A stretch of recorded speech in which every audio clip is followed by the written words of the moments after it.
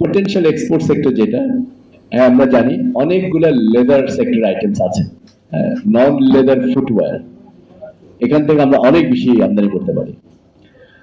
আর আপনারা জানেন যে মিনিস্টার কমার্স একটা প্রজেক্টে কাজ করছে, সেটাকে তারা বলেন হচ্ছে এক্সপোর্ট কম্পিটিটিভনেস ফর জবস।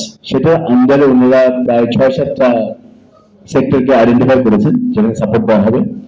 সেটার মধ্যে লেদার সেক্টর আছে, এর আগে প্লাস্টিক ছিল, আমরা নতুন এখন ফার্মাসিউটিক্যালস এর চিন্তা করা হচ্ছে। পটেনশিয়াল এখনো সেরকম রপ্তানি করে নাই, কিন্তু মনে করা হচ্ছে বাংলাদেশে ভালো সম্ভাবনা আছে। সেমি কন্ডাক্টর সেটা নিয়ে কাজ করা হচ্ছে, জুট আছে, হ্যান্ডিক্রাফটস কিন্তু আছে।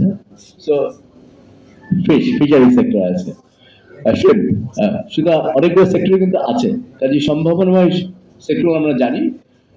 সমস্যা হচ্ছে আমরা খালি পটেনশিয়ালের গল্প শুনি, মানে সম্ভাবনা এটা জানার পরে আমরা এটাকে রিয়ালাইজ করতে পারছি না, এটাকে আমরা বাস্তবায়ন করতে পারছি না। এটা হচ্ছে আমাদের সবচেয়ে বড় সমস্যা।